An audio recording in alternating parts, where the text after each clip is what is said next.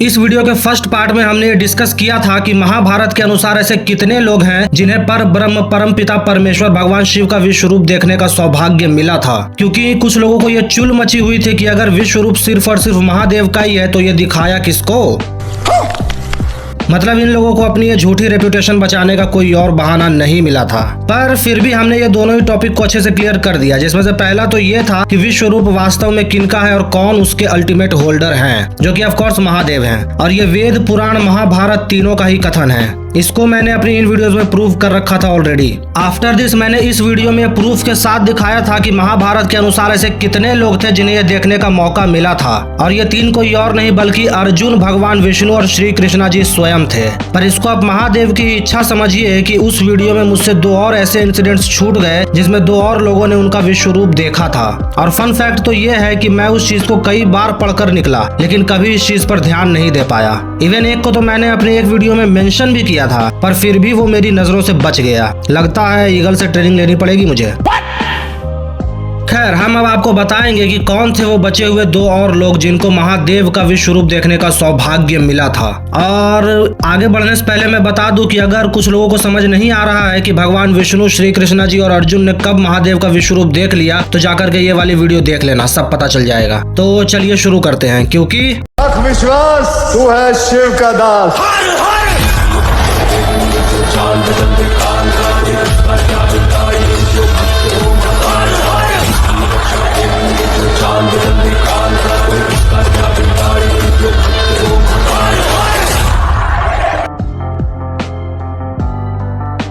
इस घटना का उल्लेख हमें महाभारत के अनुशासन पर्व में मिलता है। और जैसा कि मैंने पहले बताया था ना कि इन दो इंसिडेंट्स में से एक इंसिडेंट को तो मैंने पहले ही अपनी एक वीडियो में ऑलरेडी मेंशन किया था। वो दरअसल मैं इसी इंसिडेंट की बात कर रहा था, और इसको मैंने अपनी इस वीडियो में मेंशन किया था जहां मैंने बताया था कि भगवान शिव ने अपने परम भक्त महर्षि उपमन्यु को जब पहली बार दर्शन दिए थे तब इंद्र के रूप में दिए थे। पर मैंने पूरा इंसिडेंट नहीं बताया था वहां पर कोई नहीं, आज बताता हूँ। तो ये इंसिडेंट शुरू होता है भीष्म और पांडवों के बीच की कन्वर्सेशन से, जहां पर भगवान विष्णु को एक्सप्लेन करने के बाद युधिष्ठिर भीष्म से कहते हैं कि अब वो महादेव को एक्सप्लेन करें, जिसके जवाब में भीष्म कहते हैं कि वो उन परमेश्वर शिव को एक्सप्लेन करने में असमर्थ हैं। आगे वो कहते हैं कि अगर उनको महादेव के बारे में जानना है तो उनको ये सुरासुर गुरु भगवान विष्णु से ही पूछना चाहिए, जो कि कोई और नहीं बल्कि भगवान श्री कृष्ण ही थे।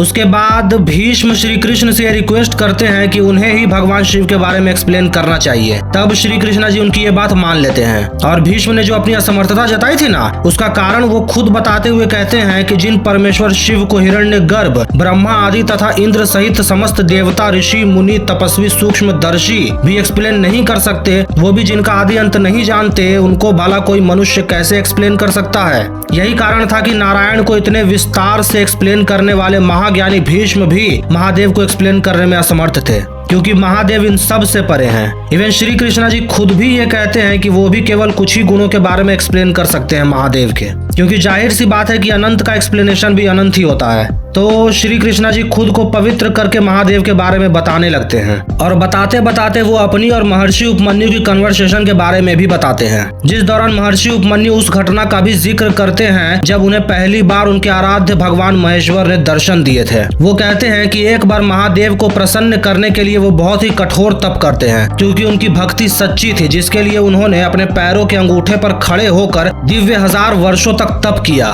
जिसके बाद पहले 100 वर्षों तक तो उन्होंने केवल फलाहार किया, दूसरे 100 वर्षों तक सूखे पत्तों को खाकर वो रहे, तीसरे में केवल जल और चौथे में केवल वायु पी करके उनको रहना पड़ा। उनकी इतनी कठोर तपस्या के बाद महादेव तो नहीं बल्कि देवराज इंद्र आ गए।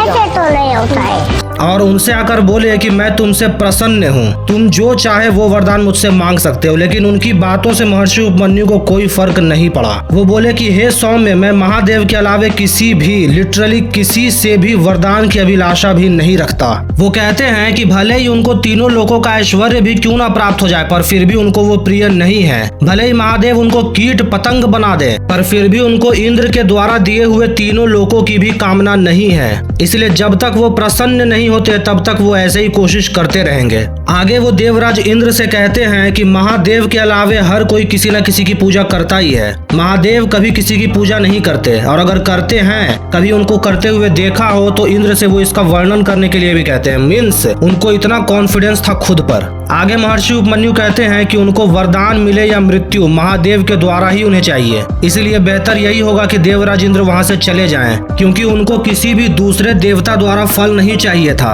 उनको जो चाहिए था महादेव से ही चाहिए था, फिर चाहे वो श्राप ही क्यों ना हो। जिसके बाद आगे वो उदास मन से कहते हैं कि उनकी इतनी कोशिशों के बाद भी महादेव उन पर प्रसन्न क्यों नहीं हो रहे हैं। तो इतना सब कुछ कहने के बाद जब वो इंद्र के ऐरावत की तरफ देखते हैं, तब उनको ये रियलाइज हुआ कि जिनसे वो ये सब बोल रहे हैं वो इंद्र नहीं बल्कि उनके आराध्य महादेव ही हैं। यस, ये वही इंसिडेंट है जो मैंने अपनी इस वीडियो में मेंशन किया था, क्योंकि महर्षि उपमन्यु की कठोर तपस्या से प्रसन्न होकर महादेव ही इंद्र के रूप में आए थे, और वो ऐरावत कोई और नहीं बल्कि नंदी महाराज थे, जिनके ऊपर महादेव माता उमा के साथ विराजमान थे। उनका ये रूप ऐसा था कि वो उनकी तरफ देख भी नहीं पा रहे थे, और उनको समझ भी नहीं आ रहा था कि ये क्या हो रहा है। एक्चुअली में वो महादेव का विश्व रूप ही था, जो कि लगातार बढ़ते ही जा रहा था। महर्षि उपमन्यु बताते हैं कि उन्होंने उनके हाथ में एक सर्वशक्तिशाली अस्त्र को देखा, जिसको लोग पाशुपतास्त्र कहते हैं, जिससे महादेव किसी को भी खत्म कर सकते हैं, लिटरली किसी को भी, चाहे वो ब्रह्मा और विष्णु ही क्यों ना हो। उस अस्त्र से इनको भी मारा जा सकता था। उसके बाद उनके हाथ में त्रिशूल भी था, जो कि एकमात्र ऐसा अस्त्र था जो पाशुपतास्त्र से भी अधिक शक्तिशाली है। उस त्रिशूल और पाशुपतास्त्र के साथ साथ महादेव के उस विश्व रूप ने परशुराम के फरसे समेत अनेक दिव्यास्त्र अपने हाथों में धारण कर रखे थे। इसके साथ साथ उनके विश्व रूप में यमराज, राइट साइड में भगवान ब्रह्मा अपने हंस, और लेफ्ट साइड में गदा शंख चक्रधारी भगवान विष्णु अपने गरुड़ पर विराजमान थे। वहाँ पर माता पार्वती भी थी, जिनके बगल में भगवान कार्तिकेय बैठे हुए थे। नंदी महाराज वहाँ दूसरे महादेव की तरह त्रिशूल धारण किए हुए खड़े थे। मनु, भृगु आदि ऋषि, इंद्र समेत सभी देवी देवता महादेव के उस विश्व रूप में सम्मिलित थे। वो सभी कंटिन्यूअसली महादेव के चरणों में नमन कर रहे थे और अलग अलग वैदिक स्तोत्रमों और मंत्रों से उनकी स्तुति कर रहे थे। भगवान ब्रह्मा रथंतर, भगवान विष्णु ज्येष्ठ साम स्तोत्रम और देवराज इंद्र श्री रुद्रम से उनका लगातार जाप किए जा रहे थे।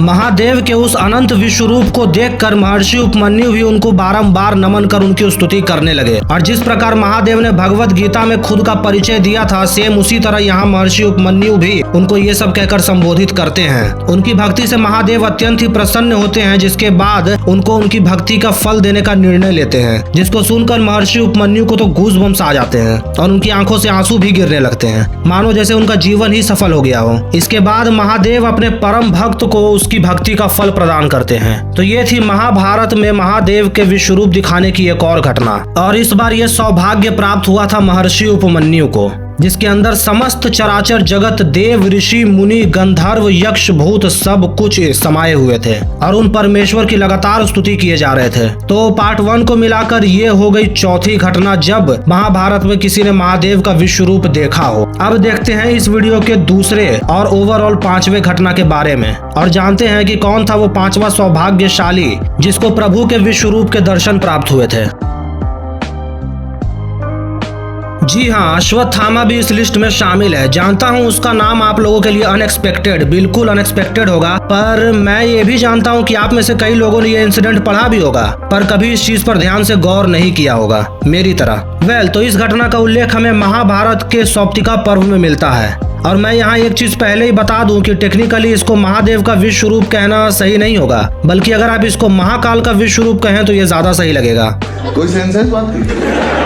हाँ, जानता हूँ कि ये दोनों भगवान शिव के ही नाम है, पर मैं ये उनके उस प्रचंड रूप को ध्यान में रख कर कह रहा हूँ, क्योंकि उनका ये विश्व रूप था तो अनंत, पर जितना अनंत था उतना ही रौद्र भी था। ये आपको भी समझ में आ जाएगा कि मैं ऐसा क्यों कह रहा हूँ। तो चलिए उस इंसिडेंट के बारे में जानते हैं। तो ये घटना है कुरुक्षेत्र युद्ध के टाइम की, जब दुर्योधन अपनी मृत्यु शैया पर था और अश्वत्थामा उसके अंतिम सेनापति के रूप में पांडवों का विनाश करने निकलता है, और वो कृपाचार्य और कृतवर्मा के साथ पांडवों और उनकी सेना को मारने के इरादे से उनके शिविर के निकट पहुंच जाता है। पर जैसे ही वो उनके शिविर के द्वार के अंदर प्रवेश करने के लिए आगे बढ़ता है, उसे उस शिविर के द्वार पर एक परम तेजस्वी पुरुष दिखते हैं, जो कि असंख्य सूर्य और चंद्रमा के समान तेजस्वी प्रतीत हो रहे थे। वो बड़े शरीर वाले, बाघ की खाल ओढ़े, हिरन की खाल बिछाए, जनेऊ पहने, अपने असंख्य हाथों में असंख्य अस्त्र शस्त्र धारण किए, सांप का बाजूबंद पहने, जलती हुई आंखें भयंकर और बड़ी बड़ी दाढ़ वाले मुख फैलाए अनगिनत नेत्रों को खोले खड़े थे। दरअसल ये महाकाल का रौद्र विश्वरूप था, जो कि इतना प्रचंड था कि कोई उसका वर्णन भी नहीं कर सकता था। उनका वो रूप देखकर कोई भी कांप जाए। अश्वत्थामा को देखते ही उसके आंख, कान, नाक से सहस्त्रों अग्नि की ज्वालाएं उत्पन्न होने लगी और उन सहस्त्रों अग्नि की ज्वालाओं में से गदा, शंख, चक्रधारी भगवान विष्णु सहस्त्रों की संख्या में उत्पन्न होने लगे, लिटरली सहस्त्रों की संख्या में। अश्वत्थामा जो कि इतना बड़ा शिव भक्त था, इवन उन्हीं के अंश से जन्मा था, वो भी उनके उस भयावह विश्वरूप को पहचान नहीं पाया। वो तो पांडवों को मारने के इरादे से अंदर जा रहा था ना, तो उसे ऐसा लगा कि सामने कोई उसका रास्ता रोके हुए खड़ा है। उसने आओ देखा ना ताओ, बस उस पर अपने अस्त्र शस्त्र छोड़ना शुरू कर दिया और अपने सारे दिव्यास्त्र, लिटरली सारे दिव्यास्त्र, जिसमें कि ऑफकोर्स नारायण अस्त्र भी शामिल होगा ही, सभी महाकाल की तरफ छोड़ दिए। लेकिन उसके सारे ही अस्त्र शस्त्र महाकाल के शरीर में कब समा गए उसे पता भी नहीं चला। उसके बाद उसने अपने कुछ बचे खुचे वेपन्स को भी उनके ऊपर चला दिया, पर उसका भी वही हाल हुआ जो कि उसके पहले वाले अस्त्रों का हुआ, सभी के सभी उनके अंदर समा गए। अब अश्वत्थामा के पास एक भी अस्त्र शस्त्र नहीं बचा। वो अस्त्र शस्त्र रहित होकर इधर उधर देखने लगा।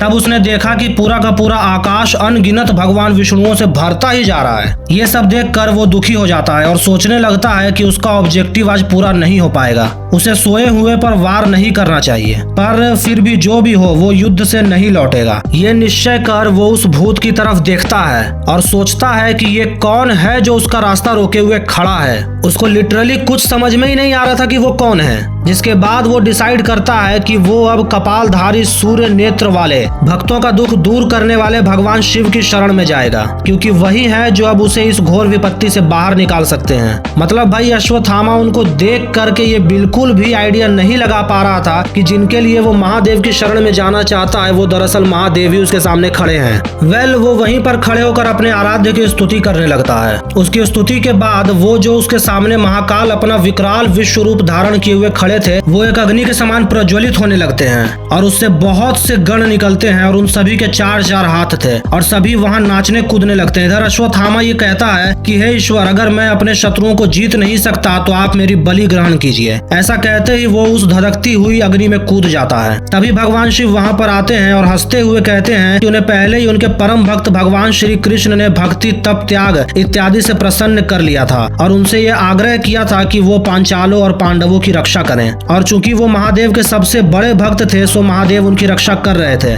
पर अब उनकी मृत्यु का समय निकट आ गया है, इसीलिए अब उनको मरना होगा। इतना कहकर महादेव अश्वत्थामा के भीतर प्रवेश कर जाते हैं और पांडव सेना का विनाश कर देते हैं। तो ये थी महादेव के विश्व रूप दिखाने की ओवरऑल 5वीं घटना, और इन 5 घटनाओं में महादेव का ये विश्व रूप सबसे विकराल और प्रचंड था, इतना कि अश्वत्थामा तो उसे पहचान भी नहीं पा रहा था। इसलिए मैंने इसको महादेव का नहीं बल्कि महाकाल का विश्व रूप बोला था। तो यही थे वो 2 इंसिडेंट्स जो मुझसे पार्ट 1 में छूट गए थे, और मुझे विश्वास है कि आप लोगों ने इसके बारे में पढ़ा तो होगा पर कभी ध्यान नहीं दिया होगा। अच्छा, पर कोई बात नहीं, मैंने भी नहीं दिया था। तो बस यार आज के लिए इतना ही। मिलते हैं ऐसी ही किसी और वीडियो में, तब तक के लिए हर हर महादेव, नमः पार्वती पताय शिव शिव।